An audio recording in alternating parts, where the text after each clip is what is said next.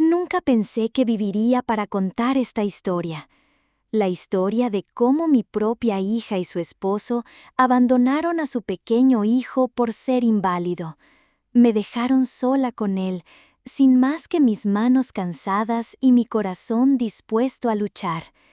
Nadie creía que ese niño saldría adelante, pero juntos aprendimos a resistir el hambre, la soledad y la humillación. Hoy quiero que escuchen mi voz, porque después de tantos años de sacrificio, la vida le dio a mi nieto un don que lo cambió todo, y justo cuando el destino le sonrió, ellos quisieron regresar para arrebatármelo. Bienvenidos a Historias de Familia, el lugar donde las historias reales superan la ficción.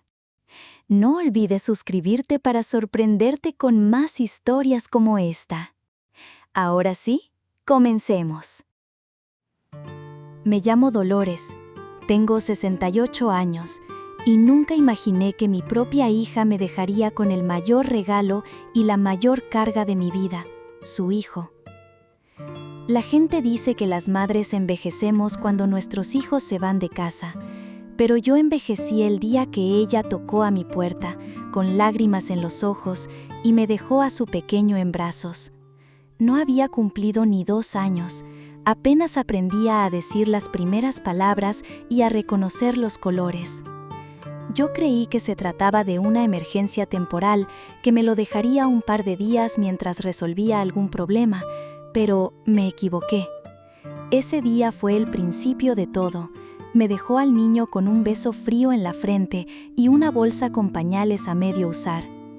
Recuerdo que lo miré a los ojos y vi una tristeza que no correspondía a un bebé.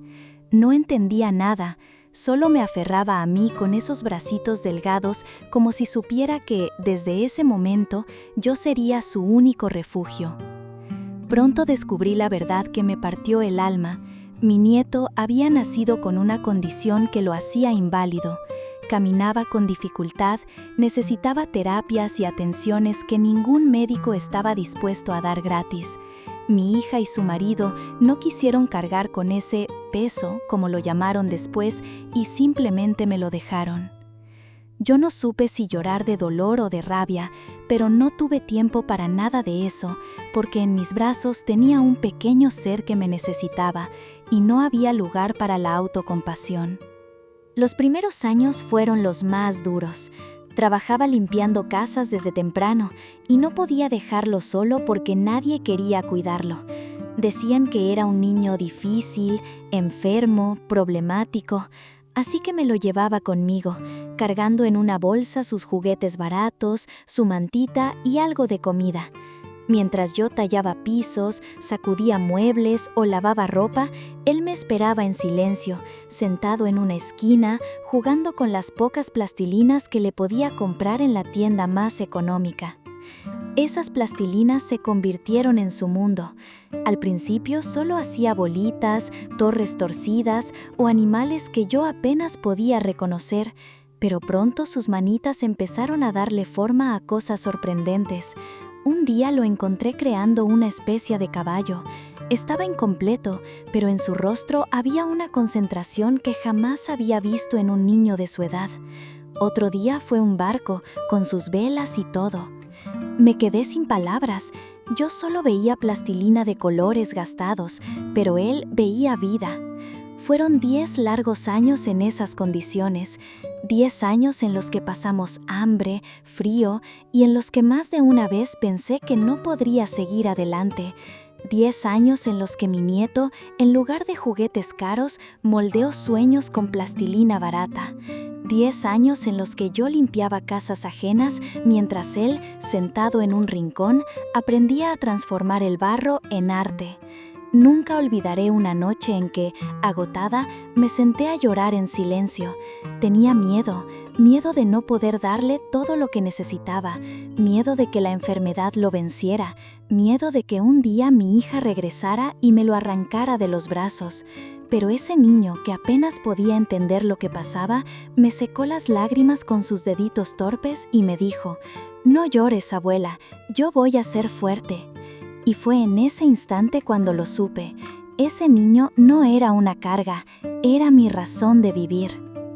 El tiempo pasó y pronto llegó el día en que mi nieto estaba por cumplir 13 años.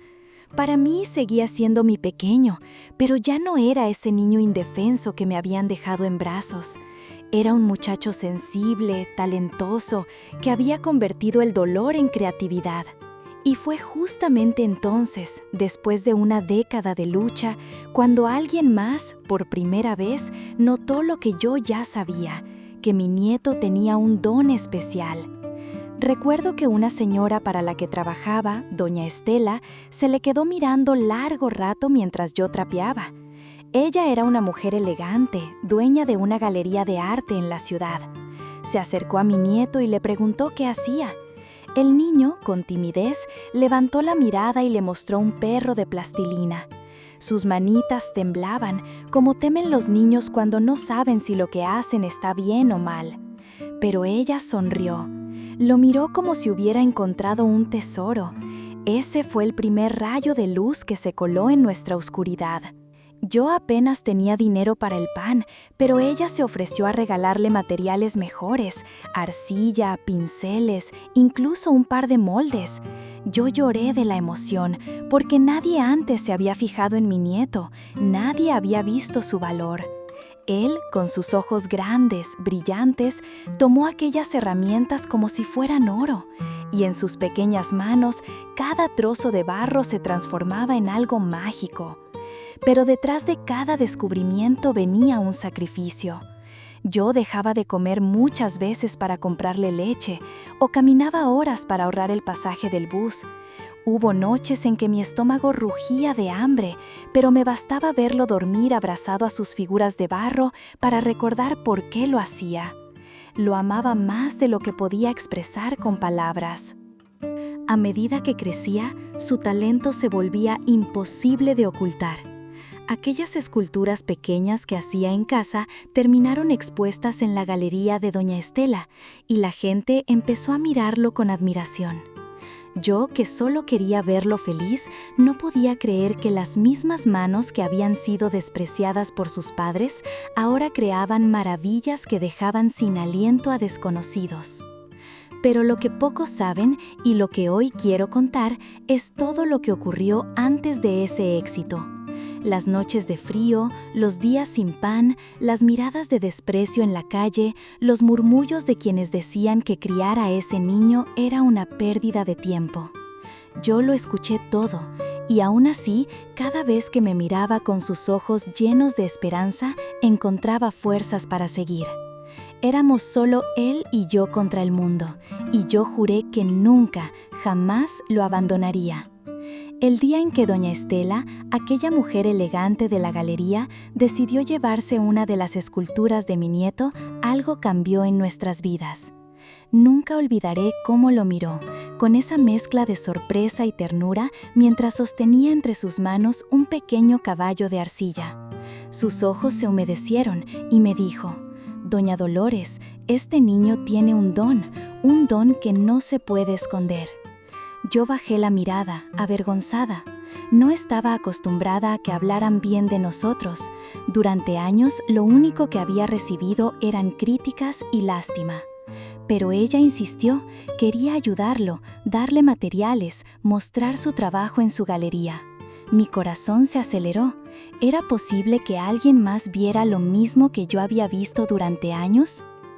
A partir de ese momento, cada semana doña Estela le regalaba algo: un paquete de arcilla, pinturas especiales, herramientas, y yo veía cómo mi nieto, con esa pasión que lo caracterizaba, trabajaba día y noche en cada pieza. Ya no eran solo figuritas infantiles, ahora moldeaba rostros, animales, escenas completas que parecían cobrar vida en sus manos. Un día, mientras yo fregaba el piso, doña Estela me llamó a la sala principal. «Mire, Dolores», me dijo, señalando un estante iluminado, «ahí está el trabajo de su nieto». Casi me desmayo. Ahí, entre esculturas de artistas reconocidos, estaban las pequeñas obras de mi niño. No lo podía creer. «¿Cómo puso eso ahí?», pregunté con nervios. Ella sonrió. «Porque merece estar ahí, porque tiene talento». Los primeros visitantes pasaron de largo, como si nada, pero pronto uno de ellos se detuvo, luego otro y otro. Preguntaban quién había hecho esas piezas. Cuando doña Estela respondía, un niño de 13 años, no podían ocultar la sorpresa. Algunos incluso reían incrédulos, como si fuera una broma. Pero la risa se apagaba en cuanto veían los detalles, la expresión en los rostros, la delicadeza en las manos, la fuerza en los caballos que parecían galopar aunque fueran de barro. La primera venta llegó casi sin esperarlo. Una señora, con voz suave, se acercó y preguntó el precio de un perro de arcilla. Yo no sabía qué decir. Para mí no tenía precio, porque había visto a mi nieto trabajar horas en él, moldeándolo con paciencia infinita. Doña Estela intervino y mencionó una cifra que a mí me parecía imposible. Yo, nerviosa, temblaba de pies a cabeza, pero la señora no dudó ni un segundo y pagó en efectivo.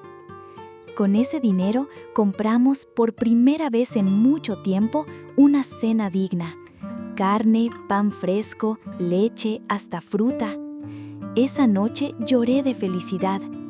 Mientras él masticaba sonriente, me miró y me dijo: «¿Ves, abuela? Te lo prometí.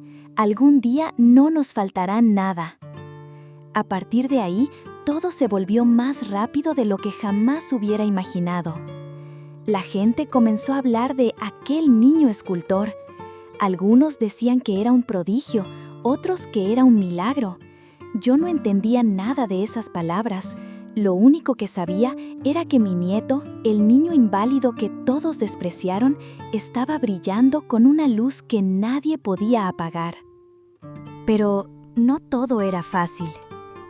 Con cada paso hacia adelante, también aparecían las dudas, las críticas y los comentarios maliciosos. Había quienes insinuaban que yo estaba explotando a mi nieto, que lo obligaba a trabajar para ganar dinero. Si supieran que yo apenas tocaba un centavo, que todo lo invertía en sus materiales, en su educación, en darle lo que necesitaba para que creciera.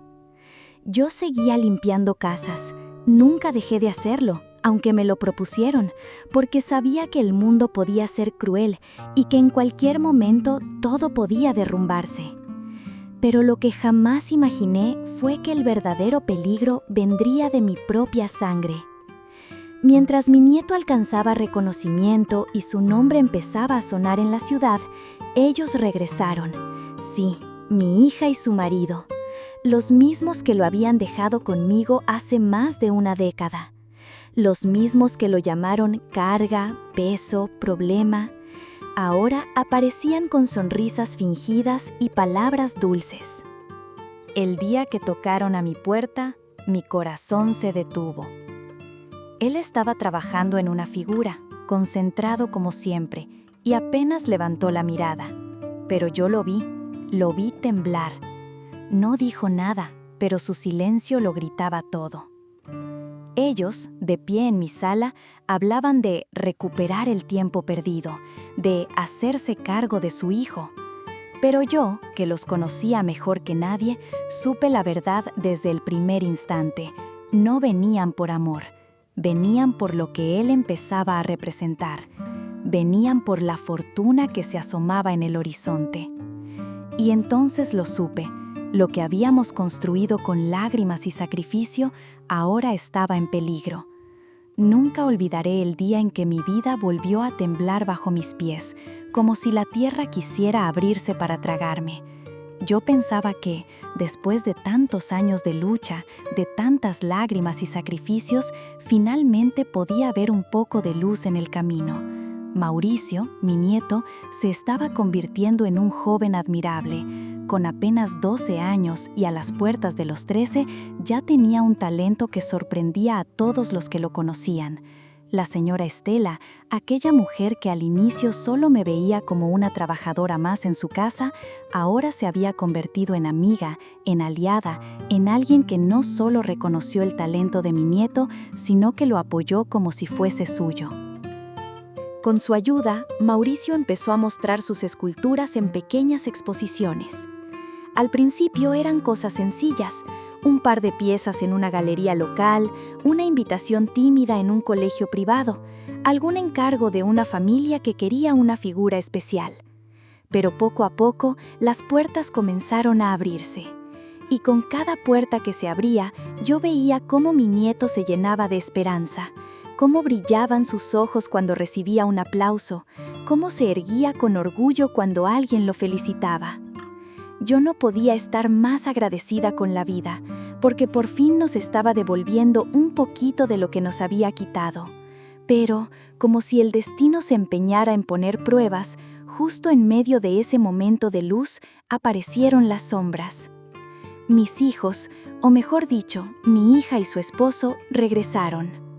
Durante 10 años no supe nada de ellos, ni una llamada, ni una carta, ni una visita para preguntar cómo estaba su propio hijo, ese niño al que abandonaron por ser inválido, como si su discapacidad lo hiciera menos digno de amor. Durante una década completa fui yo quien cargó con el peso de criar a Mauricio, de darle comida, educación, valores y sobre todo amor.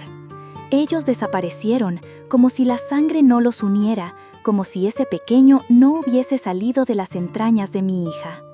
Y sin embargo, cuando escucharon hablar de su talento, cuando alguien les contó que sus esculturas empezaban a llamar la atención y que ya habían sido vendidas por sumas importantes de dinero, entonces sí, reaparecieron.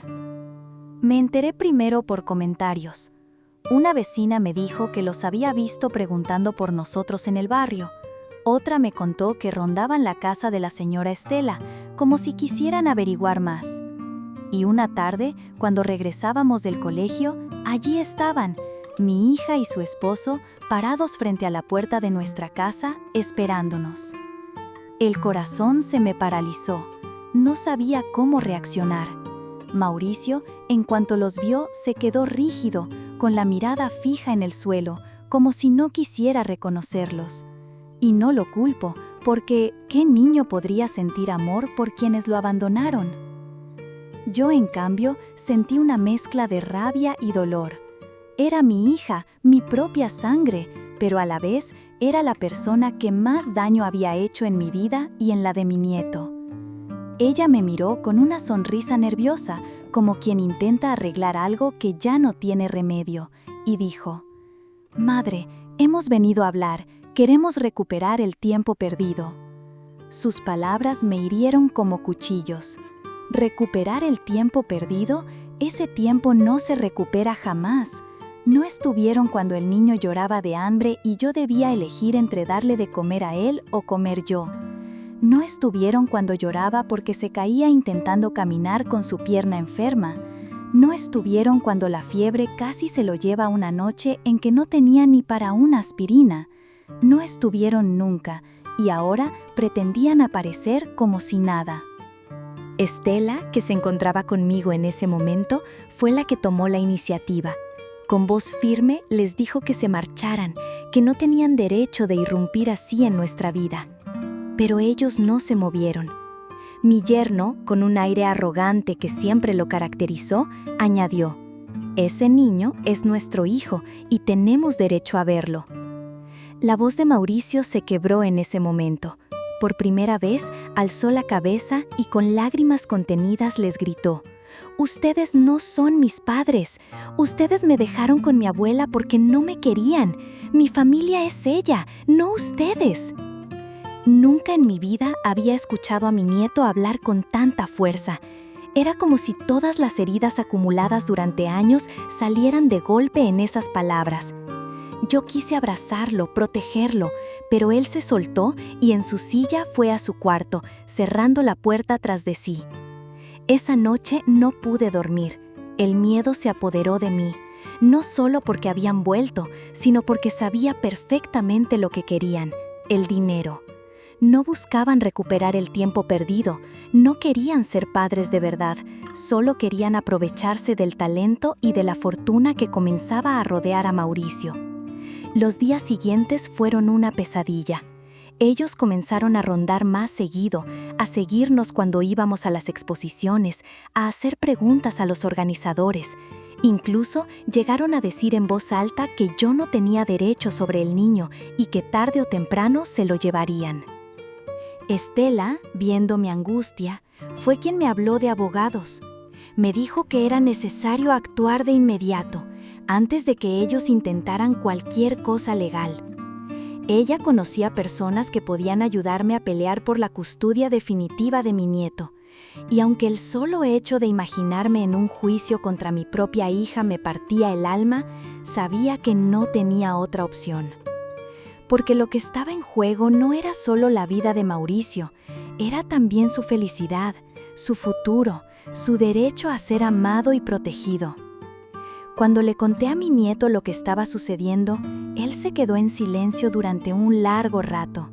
Finalmente, con una voz apenas audible me dijo: «Abuela, no quiero volver con ellos.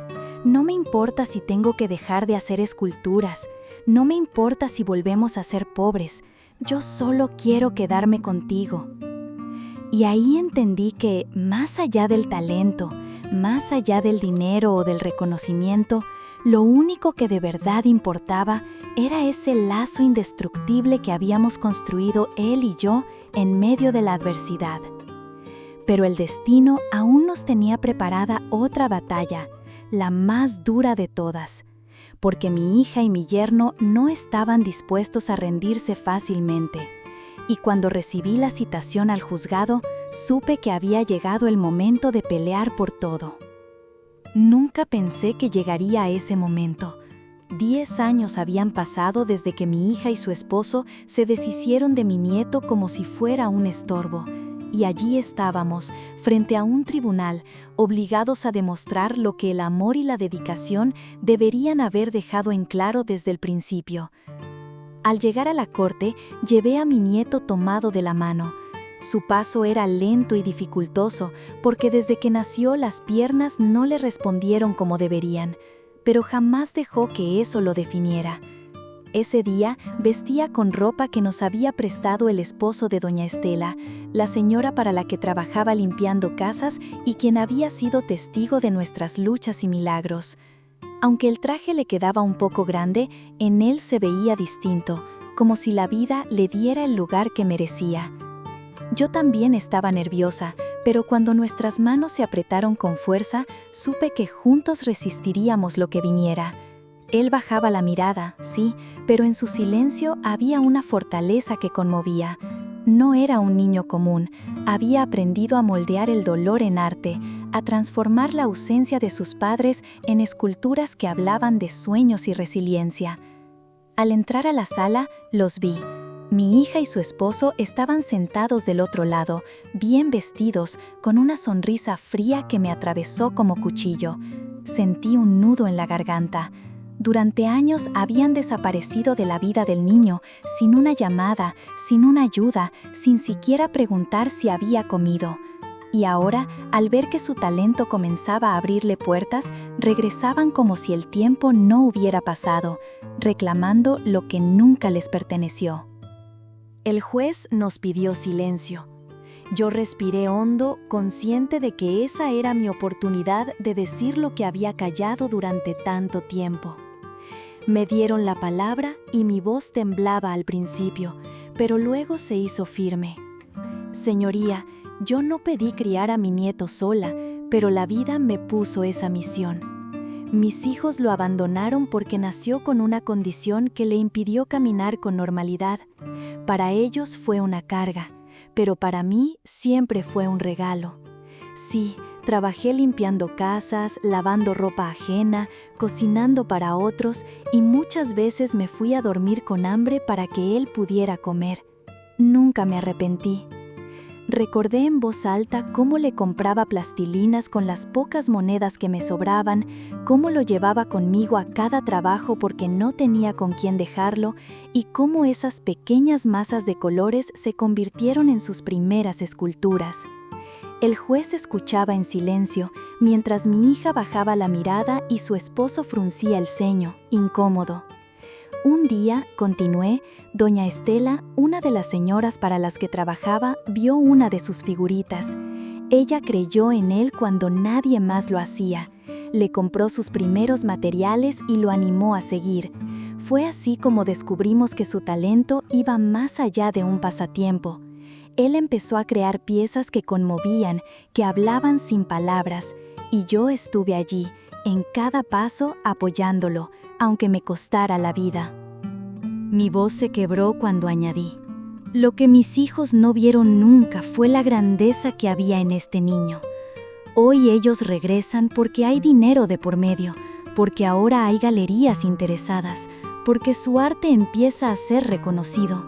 Pero yo pregunto, ¿dónde estaban cuando lloraba de hambre? ¿Dónde estaban cuando tenía fiebre en la madrugada y yo no tenía ni para un medicamento? ¿Dónde estaban cuando su corazón necesitaba una voz que le dijera que valía la pena? El silencio en la sala era sepulcral. Nadie respiraba. Vi al juez tomar notas mientras mi nieto me miraba con lágrimas contenidas. Entonces fue el turno de mi hija.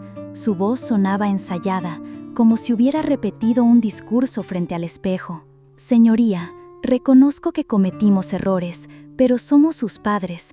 Tenemos derecho a rehacer nuestra relación con él. La señora, mi madre, hizo lo que pudo, pero no tiene los medios para darle lo que ahora necesita. Nosotros sí podemos. Quise gritarle que no se atreviera a hablar de derechos después de haber renunciado a sus deberes, pero me contuve. El juez la interrumpió, pidiéndole pruebas de su interés en todos esos años. No las había, ni cartas, ni llamadas, ni visitas, nada. La tensión aumentaba. Mi nieto, tímido, pidió hablar. Yo dudé, pero el juez lo permitió. Con una voz pequeña pero llena de dignidad, dijo: yo no necesito padres que regresen cuando ven dinero. Mi abuela fue mi madre, mi padre y mi familia. Ella creyó en mí cuando nadie más lo hizo. Todo lo que soy se lo debo a ella. Yo quiero quedarme con ella. Un murmullo recorrió la sala. Era la primera vez que lo veía hablar con tanta firmeza frente a otros, sin miedo. Mi corazón estalló de orgullo. El juez guardó silencio durante unos segundos que parecieron eternos. Finalmente, su voz retumbó en la sala. Después de escuchar a las partes y revisar los antecedentes, queda claro que la señora ha sido quien ha ejercido la verdadera patria potestad. El menor permanecerá bajo su cuidado legal. No pude contener las lágrimas. Abracé a mi nieto con todas mis fuerzas, sintiendo que los años de sacrificio y dolor tenían al fin un sentido. Mi hija y su esposo se levantaron molestos, abandonando la sala con el orgullo herido, pero ya nada importaba. Ese día entendí que la justicia, aunque lenta, llega. Salimos de la corte y doña Estela nos esperaba afuera con una sonrisa y los ojos brillosos de emoción. «Se lo dije», me dijo mientras me abrazaba, «el amor verdadero siempre vence». Mi nieto, con la voz entrecortada, me susurró al oído: «Gracias, abuela, por no soltarme nunca». Yo lo miré, acariciando su rostro, y le respondí con el alma: «Eres tú quien me dio fuerzas para seguir». Y en ese instante supe que no había mayor victoria que esa: haber salvado a mi nieto de la indiferencia, haberlo acompañado en su dolor y verlo florecer en la vida. El dinero, la fama, las esculturas, todo eso era secundario.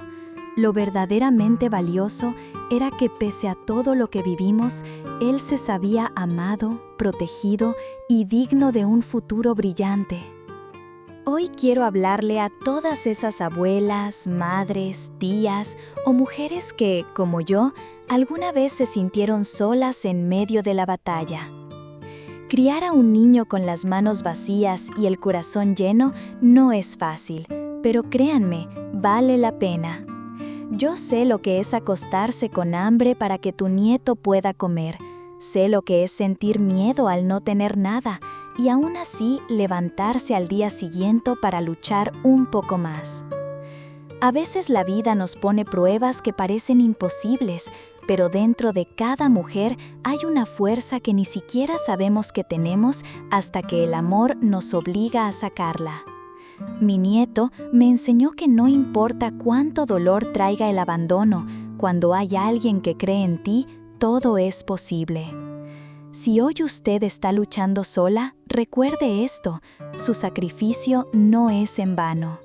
El amor que usted siembra crecerá en los corazones de sus hijos o nietos, y un día, como yo, verá que la justicia de la vida recompensa a quienes nunca se rinden. Nunca se sienta sola, siempre habrá alguien que vea su esfuerzo, alguien que valore su entrega, y sobre todo, siempre habrá un niño que recordará con gratitud el amor que lo salvó.